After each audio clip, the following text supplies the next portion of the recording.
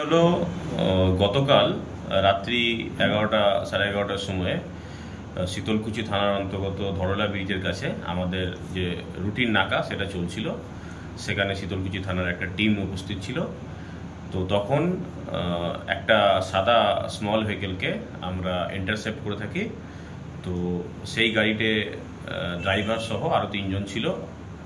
তো আমরা যখন তাদেরকে তল্লাশি করি গাড়িটাতে, তখন গাড়ির যে পিছনের সিটে আমরা দেখি পিছনের সিটের তলাতে প্রায় 15 কিলো গাঁজা সেখানে ছিল। তো সেটা আমরা তৎক্ষণাৎ সিজ করি এবং ওই গাড়িতে 4 জন ব্যক্তি ছিলেন ড্রাইভার সমেত।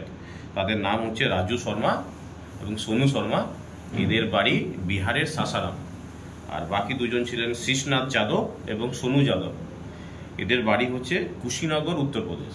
এই 4 জনকে আমরা অ্যারেস্ট করেছি এবং এনডিপিএস অ্যাক্টের আন্ডারে একটা কেস রেজিস্টার হয় শীতলকুচি থানাতে।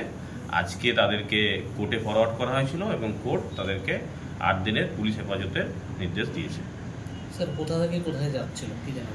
প্রাথমিক তদন্ত করে আমরা জানতে পেরেছি এরা দিনহাটা থেকে আসছিল গাড়িটা এবং তারা শীতলকুচি ধরলা ব্রিজ হয়ে শিলিগুড়ির দিকে যাচ্ছিল।